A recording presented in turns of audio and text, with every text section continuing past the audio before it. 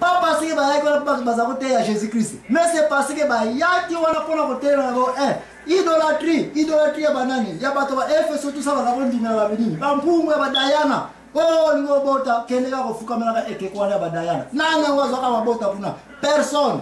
A téléméra ba mo ba biloko bo depuis ba koko na biso to salela. Qu'est-ce que vous gagnez dans toutes ces bêtises ya idolâtrie? Ba beta ka efimbu wana. Ba kanisa ka yona. Et puis oh, famille Hérode, il faut le savoir que a comment il prie à servir Jésus-Christ. Mais là, la famille Hérode, ce sont des gens qui aiment beaucoup les pité, du zumba, parce que ce sont des Romains. Romains par nature, balela ma belle et abassi. Romains par nature, balela polygamie.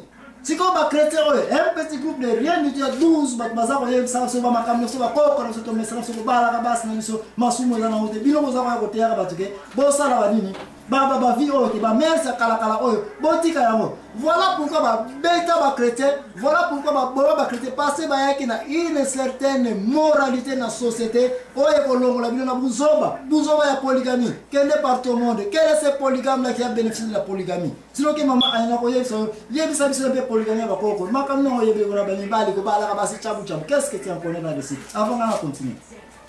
Ko bala ka basi bele wala. What is that? Bonjour Roland. Tozali bolanda ndeko. Afana lobana na landa na lobana ndeko oyo alobaki liboso ke ngana solo ba tantôt anglais tantôt siki langue nini na banza yepe na sina kangi asolo ba abimisi 4 langues na yoki alobi français lingala anglais na kikongo. Donc c'est normal. Peut-être ozana mboko na balangue wana yango lobaka ngaso ko so ngana solo ba bona za na Amérique. Langue on a lobaka 24 sur 24 anglais. Donc na koko donc okoyoka nka na bimsa mo wana même si naza congolaise mais okoyoka ngana loba na landa ki mobutu na nani na YouTube na interview ba français bazali ko tuna ye abimisa ki komba lingala na kati mais interview wana ezaka na français mais abimisa ki lingala pona ni lingala alobaka ngo mingi na mboka na ye. Donc comprendre ngai soki na solo ba ponga pe na comprendre yo bimsi 4 langues donc na corriger au place wana prochainement ko loba suli kampo wana te pona moni pe no zali mbwanga njo ezake soko siliki ozasu na contrôle te. Donc chaos se calmer s'il vous plaît.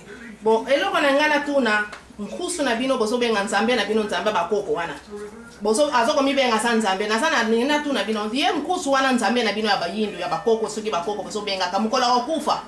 Est-ce que bozana mutu boko remplacer ye oya ko banda ko sala role na ye na tango bokundi ye pongai nzambe na ngai akufa te azana bomoyi akufa te po bolobi azanzambe na bino yemta asobate na bino yemta azanzambe na bino ba Congo ba yindo ya una na ye basoki mukola kokufa bozana nzambe boko remplacer ye to ye kaka wana akoya ko akozongela bino po a continue ko sala role na yaki nzambe po soki na lobi boye kona na pesa bino nani ya Gédéon na Bible. Gédéon ya Bible wana basalela ki bikeko wana oyo ba nzambe na bango wana tangu Gédéon asambelaka nzambe puissance nzambe ekena kobuka ekeko na yo wana me bakoko na bato na bango wana oyo basako sambela nzambe na bango bikeko wana baya koloba nini pona nini Gédéon abomi nzambe na bango me sikoyo bamitunaki pona papa ya Gédéon atuni bango pona nini nzambe na bino abatelaki nzambe na bino bokoko na bino te babikisa ye. Bon donc yem tabatela kabino c'est tout comme un coup nzambe na bino yem tabatela kabino mukola kokufa. Question nanga na la réponse. Est-ce que boko remplacer ye na mutu oya ko sala role na ye to akozonga comme nzambe a continue ko sala kinzambe na ye. Sur base question mama aninga na ko bakisa oyo bino bakoko na bino bamona ki mundele ayaki ko panza bino ko ba esclavagisme ko sala boye soki bazalaki bampungutu lelo bazalaki wapi na era na baye bateke mundele oyo azala ko sala nini ko fwasa biso wana nde ba question pour répondre biso tangu ba kopesa bino antenne et pas modérateur na biso mususu mususu boko lakisa biso bakoko wana bazalaka wapi palete mpungu na bango avant mundele azo yango apasa mususu bolobi ete o babindele tamba yaki bazwaki babikeko na so bayaka na poto tamba na poto bakomisa bangemia na bango. Laisse-moi te dire que babikeko na so ezaki na puissance pour nezwaki makolo okota na bavalise ya babato ya babindele. Et ensuite, pour votre information, quelle est la mise à Belgique? On okuta bikeko nyonso ezali kuna. Bisoti na data lelo yo, nous ne sommes pas des conservateurs parce que tout ça peut pas miser jusqu'aujourd'hui, je ne connais aucun musée où vraiment na haute kolobake. Baboko kana bisa, biso ba intellectuel de tani na ba France na ba Allemagne, to za boye to za to ça pe ba archéologue. Zéro. tozana eloko mokote lo makamba soni kaka pudi ke bakoko pendant que biso bana bakoko amo mundela fongoli biso totani ba classe toyebi kotana il n'y a aucun progrès mususu boko yebisa biso tanto kozonga avant mundele aya na Afrique makamoni na mundele akutaka wana oyo bino tikino date le bozaka kolela ka boko na biso ba ko botlo na mindele wapi babuato bozalaka na mpoya koloba te o bapiro babuato sino balungu bozalaka nango wapi biloko bozalaka nango wapi balabala bozalaka nango wapi chemin de fer wapi machine bozalaka nango wapi biloko bozali koregrete mais nga tika na yebiso ete le colonialisme a fait profiter de l'Afrique na makakophonie na biso elongwa parce que na tanza oke na bazamba kosalaka makasa ya zamba bundela yeli biso bapapier a moins que boza kosalaka makasa ti lelo boko prouver biso nini yango mundela ekolongola na Afrique tant yoko kosa colonialisme bino bo regretter ce qui est esclavagisme je vous ai déjà confirmé que l'homme noir est le plus grand maître na exploiter un esclave ce qui pourrait dire monter na ko pesa bino ba nini nyonso wana donc oh ça qui va quatre bato pesa inga comment tu veux me couper je n'ai même pas encore répondu à d'autres points ba révéler qui mususu ba yeko ba awote oh ba romain hein bango bayaki histoire ba romain za ko pesa pour na mukuse laisse-moi vous dire que Biblia ezalaki pas tellement développé na Rome comme vous le croyez mais les romains bango moko bazalaki déjà la carte Israël Samarie ba côté nyonso ils ont colonisé tous ces tribus là tango bautaka avant même Nabucodonosor na tango Nabucodonosor bitumba na bango ona bozako le kamé bato bazali ba conséquences de perdre ba bitumba c'était Israël pas Israël nyonso pe parce que pour votre information encore Israël panzana kana kutu depuis kala on parle seulement d'une petite nation Juda kaka mutetika la tout autour la pembe na nini ya Jérusalem Israël panzana kana déjà Romain va coloniser les juifs et puis par décret la citoyenneté qui est Mikanda, n'est-ce pas? Citoyens romains. Jésus-Christ va s'imposer tout ça. Ce sont des citoyens romains aussi par immigration, par Kingunda, par colonisation.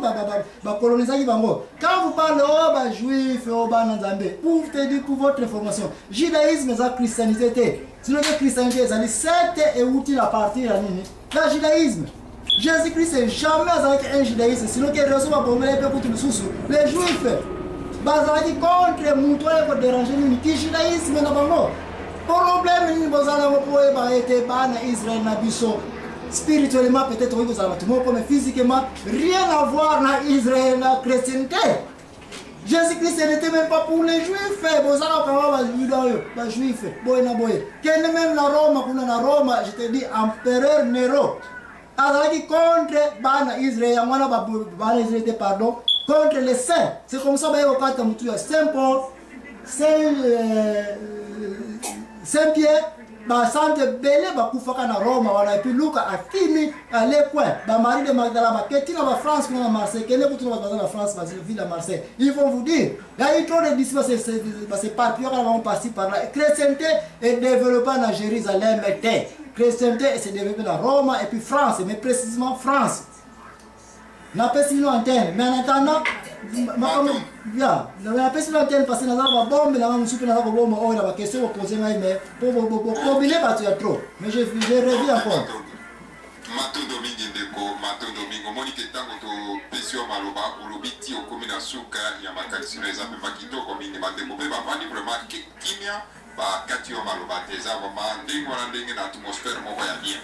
Alors, tout que dans la lomba, ma boîte de pesa cosa di cara la nande ko kina widi, pe tolika na ekuma li wesi ko moto na isusu fa ko tana bilo kombo to pesa na odobe parce que katana ga si ko magina suka raisonnement na ete.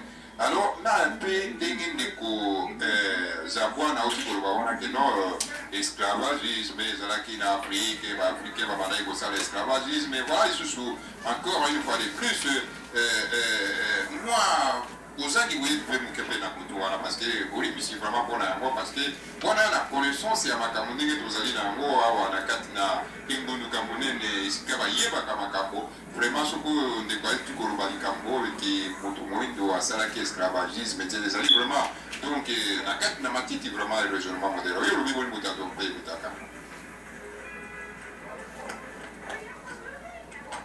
donc peut sur maloba. Tout le monde dirait que dans le pays, sur Maloba. Matondo, vraiment dans un gascata. Il y a solo na katana qui na seconde BBC. Na katana mbana avant na continuer. Mbana kana mbana eke. Ndeko na biso asa très important na sa ko sepia na e kanstaye. Mais ça quand moi malgré que kanstaye ça vide. Sur les années on bien que regarder le débat. Ne pas aller pour voir que esclavagisme les alliés africains.